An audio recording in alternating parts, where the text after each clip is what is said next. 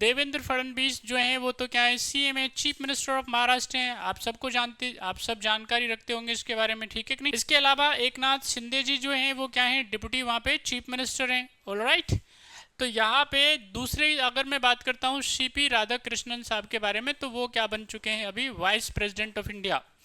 और इससे पहले क्या थे वो, याद रखना है आपको, महाराष्ट्र के गवर्नर थे।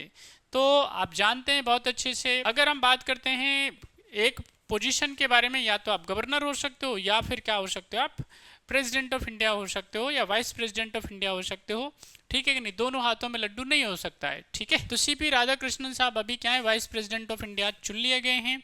उन्होंने ईश्वर के नाम पे शपथ भी ले ली है, पदभार ग्रहण कर लिया है। एक्स ऑफिशियो क्या हो जाएंगे, वो चेयरमैन ऑफ राज्यसभा हो जाएंगे। तो राज्यसभा की कार्रवाइयाँ बड़े अच्छे से वो क्या करेंगे, संचालित करेंगे, ठीक है कि नहीं। तो यहाँ पे क्योंकि अब उन्होंने वहाँ से रिजाइन कर दिया है, उपराष्ट्रपति वो बन गए हैं, तो अब ऐसी स्थिति में क्या होगा, कोई तो वहाँ पे आना चाहिए भाई। राज्यपाल का पद कैसे काम करेगा फिर। तो यहाँ पे क्या किया गया है, आचार्य जो देवव्रत जी हैं, आचार्य देवव्रत जी गुजरात के क्या हैं, राज्यपाल हैं, गवर्नर हैं।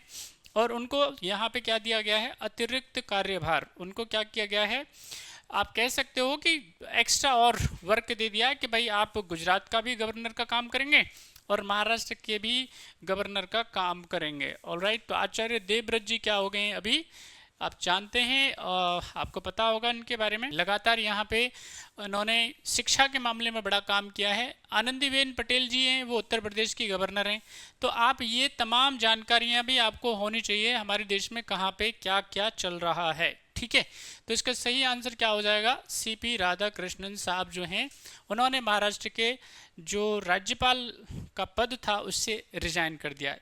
और एक दो इम्पोर्टेंट बातें जो आपको जाननी है, जैसे जो फ्रांस के राष्ट्रपति थे इमैनुअल मैक्रोन, उन्होंने भी क्या कर दिया है, अपने पद से रिजाइन कर दिया है। उसके बारे में आपको ऑलरेडी हम कई बार बता चुके हैं। तो ये दुनिया में जो जो चीज़ें चल रही हैं आप प्लीज़ उस पर जा कर के नज़र रखिए। अगर आपको अपना आईआर मजबूत करना है, इंटरनेशनल रिलेशन अच्छे करने हैं, इकोनॉमी की समझ अच्छी करनी है,